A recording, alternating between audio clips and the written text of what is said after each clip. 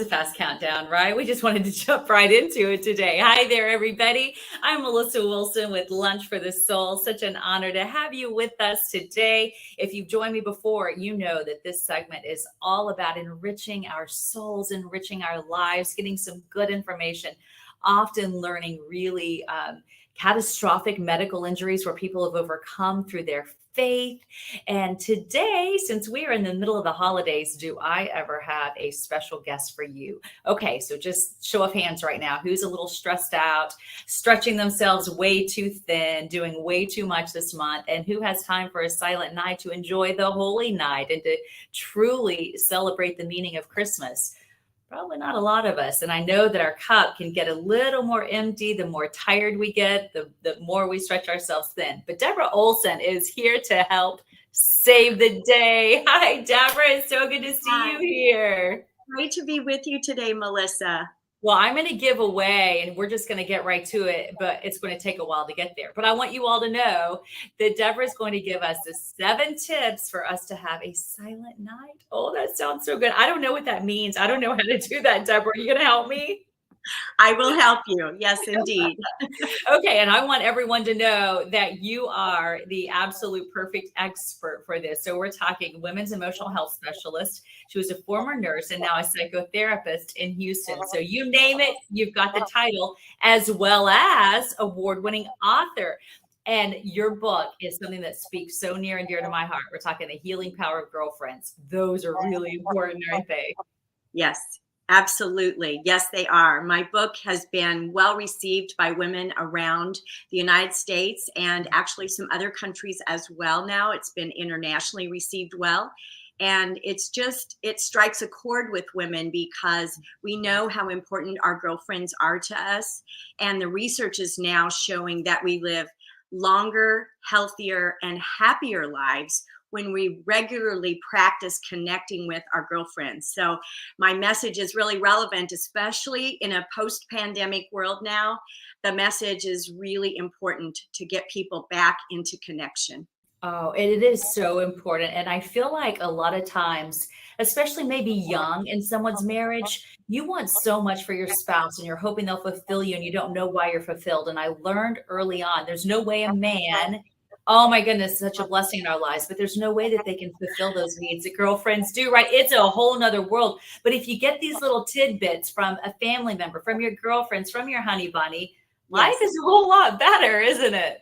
It sure is. Guys try and they're wonderful, but they aren't wired to be able always to meet our needs. And we can only really get that from another female, from a girlfriend. And so it's just a good thing to know that God wired us a certain way. And when we embrace that design and we go connect with another female, it makes all the difference in the world.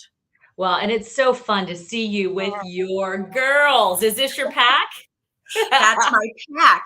That is my pack. And I will tell you that a couple of the ladies in that photo are actually my Yaya sisters. I have some Yaya friends. We've been friends for 40 some years. They are in that picture. And that's from a book signing and book presentation that I did in Florida. So we did a presentation, a book signing, and then we went off to the beach. It was amazing. Oh, what a fun combo to have your girls there too. Oh my goodness. And so are you traveling all over the place with this particular book and doing this? I am. Wow. You know, it published in 2019 and it came out just at a perfect time because the message was really relevant to people in 2019. We were, you know, on this big tour throughout the United States. And then 2020 happened and the pandemic really took all my tour that was supposed to happen in 2020 off the books. So it's been kind of slowly ramping up again. 2021 was a little bit, but 2022 much better. And yes, I've been traveling around speaking to big groups, little groups, teacher groups, all kinds of different groups, and selling lots and lots of books. Oh, what a blessing. Well, you also have an amazing family who backs you up as well, right? I do. That is my family right there. I am the proud grandmother now of 8. Not all 8 are actually Oh, in that picture because we've had several since that was taken. That's in Hawaii when my 4 children, their spouses, and the grandchildren that I had at that time went to the beautiful island of Kauai for our 40th anniversary. And wow, wow. what a blessing that was. So we've added some new babies since then. And I always say that being a grandmother is the cherry on top. It's really God's reward for all the hard years of parenting. That one there is from Mexico this past summer. That is my darling little grandbabies, Kieran and Sienna, who live here in Houston, and Evelyn and Charlotte, who live in Austin. Oh my I goodness, they do love so much it. for my heart. Oh, that is fun. Now you've also been able to go out and speak to women. Are you talking about the healing power of girlfriends on these talks, or are you talking about things like you need to slow down and enjoy the holidays a little bit?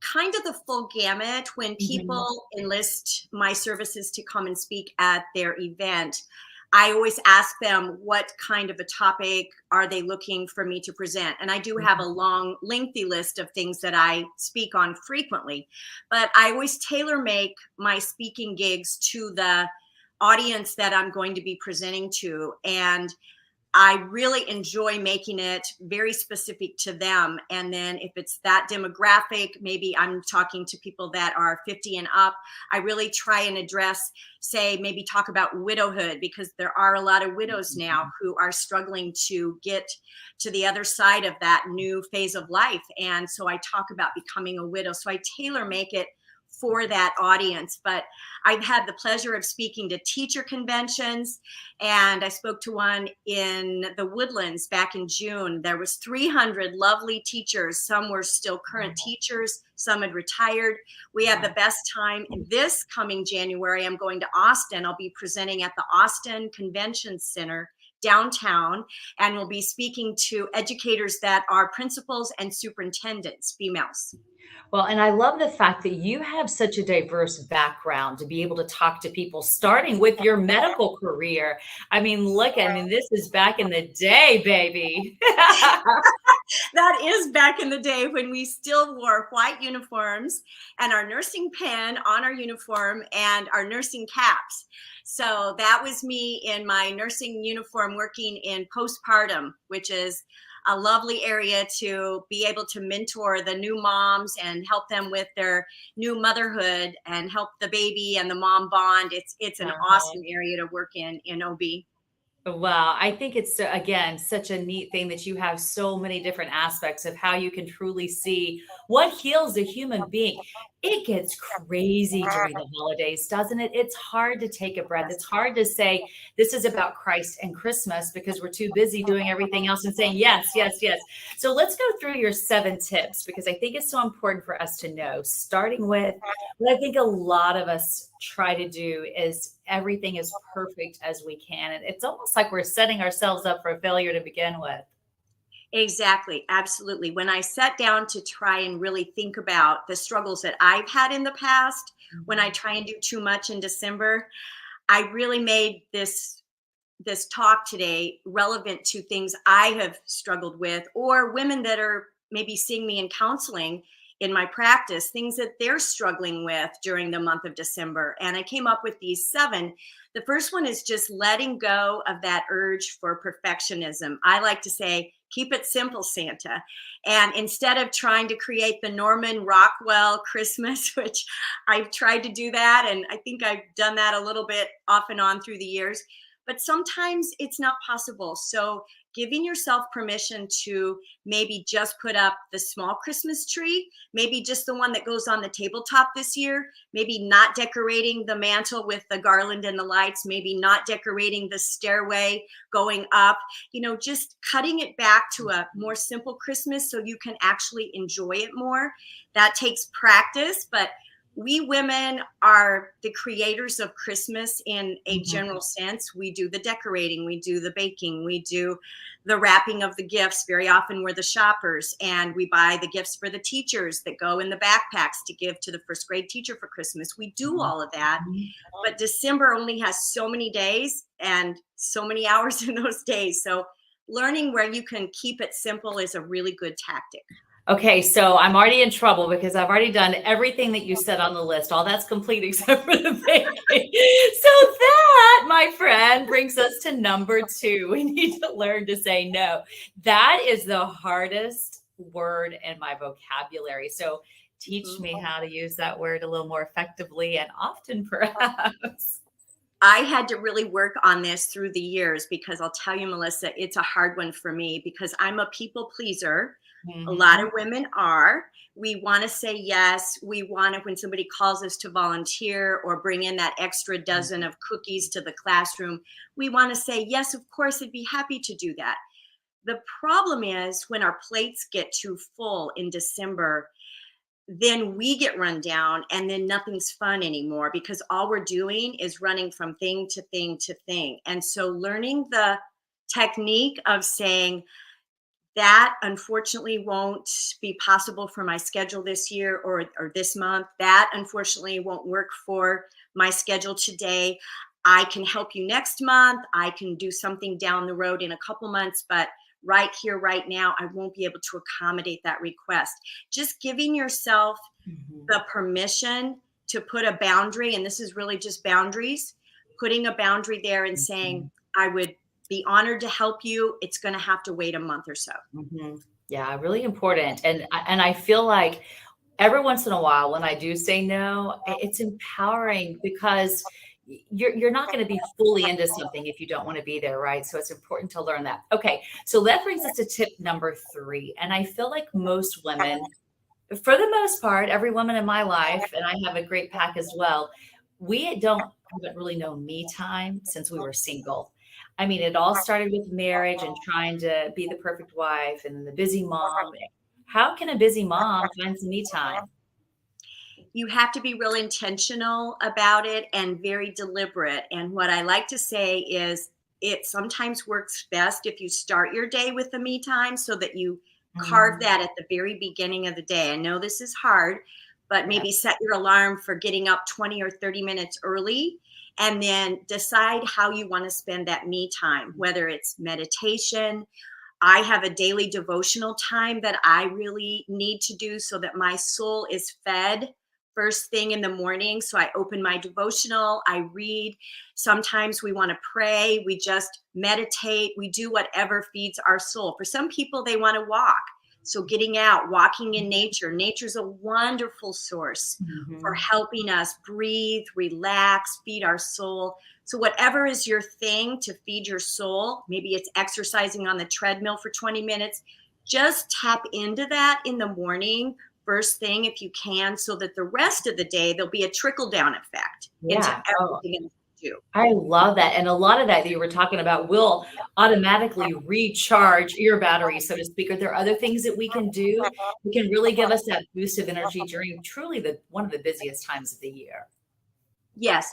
I think for a lot of people, calling a girlfriend is also a really good way to Oh, that for me, yeah, you just just made me feel relaxed and stronger just by saying it. Just speaking it makes me feel better. absolutely. And you know who your girlfriends are and what their strengths are.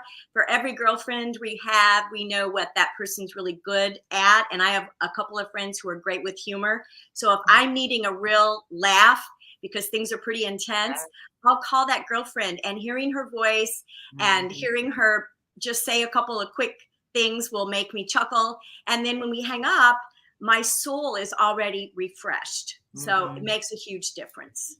Okay, the next one, delegate, delegate, delegate. Repeat after me, everyone. Men, women, all of you delegate. It's nice to Yes. get a little help from your friends or whoever, neighbors, whoever's around you, right? Yes.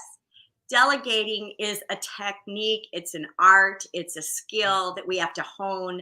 It doesn't come natural to a lot of us because again, we want to do it all and we want it done sort of kind of our Mhm. way and maybe our way, being a little more perfect. But delegating, if you can hone that skill and practice that, it does get easier. And sometimes it's delegating to those around you, your family, maybe your spouse, maybe your kids. I love to delegate to kids that are in the kitchen. They can help you empty the dishwasher. They can help you prepare dinner. They can help you clean up. Whatever it is, enlist the help of those in your tribe, your family, your friends. You don't have to do it all the time. I love your next tip, and that is to lean into gratitude. Do you know, every night that I have the Calm app, and every night I go to sleep with one of the app or one of the segments on there called Drifting Off with Gratitude. And you know, after a long day, you're so exhausted that I feel like if you go to sleep listening to how important it is to take time to be thankful, it just puts you in a whole frame of mind, not only to fall asleep, but to wake up the next day. 100%, Melissa, 100%. Gratitude is something that's been studied a lot in the last couple decades. And what they're finding now is the more grateful that we are, the more we practice gratitude, the happier we are. Those things are associated. So the more gratitude equals a higher association with a higher level of happiness. And so there's a correlation there. And the more we can practice gratitude, whether it's a gratitude journal, I love to do gratitude journaling. That is something I tell my clients to do. I have a lot of clients who've had success with that because it makes you sit down, write in your journal about something that day or that week that really spoke to you as, I can be grateful for this. This was awesome. And maybe it's a compliment that somebody said, you look great in that color. You should wear that more. Wow, you look fabulous today. And that stroked you a little bit and felt good. So put that in your gratitude journal. Or maybe it was something that one of your kids did. They gave you this great big hug and showed you a picture they drew at school for you. It's all the things that make us feel good and that we can be grateful for. And every day, some days are easier than others to be grateful for sure. But every day we can find something to put in that gratitude journal. And then the outcome is we will be happier. Oh, yeah. And you know, it can be something so simple. I've had, as a medical reporter, people often reach out to me and say, I appreciate you saying that, but I have nothing to be grateful for. And I'll just ask them, and honestly, I might have just interviewed someone who lost their hand in an accident, and I'll say, do your fingers work? Can you pick up your cup? And they're like, yeah. And I said, okay, so today let's be thankful for your hands. They work. You know, it's amazing what you can find. Yes, absolutely. 100%. All right, so we're finally going to wrap it up with lucky number 7. How are we going to pamper our senses? So this one I really thought about in terms of Christmas per se. This is a time when the senses are already alive with all kinds of wonderful things. We have all the twinkling lights. We've got wonderful scents of gingerbread, hot cocoa. We've got candles burning that maybe are the wintergreen flavors. We've got all these wonderful things that awaken our senses during the month of December and the holidays. So how about really keying into that and saying to yourself, every day in December, I'm going to do at least one thing every day that will speak to and awaken my senses, one of my senses or all of my senses. So maybe a bubble bath with a special fragrant bubble bath that's holiday related, or something that you really find soothing. Lavender is a very calming bubble bath for a lot of people. So maybe having a soak in the tub with lavender and lighting those candles that just awaken our senses for the holidays. Maybe putting that extra marshmallow or two on that hot chocolate. We all love to do that in December, getting a Starbucks coffee or a Starbucks hot chocolate that just peppermint, mocha, whatever. There's so many ways to awaken our senses. And the outcome of that is relaxation. It soothes our soul. It calms the anxiety. It brings that anxiety level down. And we know from the studies that have been done on anxiety, we can't be anxious and all revved up and relaxed at the same time. Those are opposing forces physiologically. So if we make our bodies calm down through the senses and relax, we can't be anxious anymore that day. Oh, you have just the best advice. Can people find you somewhere? Are you on social media? How do they find out more of your helpful tips? I am, Melissa. So people can find me numerous ways. I am on all social media. I'm on Facebook. If they would like to go to my Facebook author page, it's Facebook author Deborah Olson. And I put out material all the time that's relevant to women's health, or if I'm going to do a speaking event or a book signing somewhere, it's on there. I'm also on Twitter, I'm on Instagram, and I'm on LinkedIn. And then I have websites. I have two websites.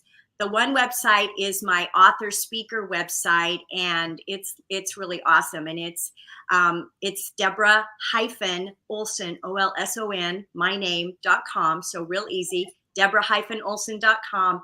Lots and lots of material on there, blogs I've written, all kinds of information that's great, as well as a link to Amazon. If people want to buy the book, it's on Amazon, my book, The Healing Power of Girlfriends. It's also at barnesandnoble.com and target.com. So that's a good way to get to my book if you want. And then GalleriaCounseling.com is my counseling website.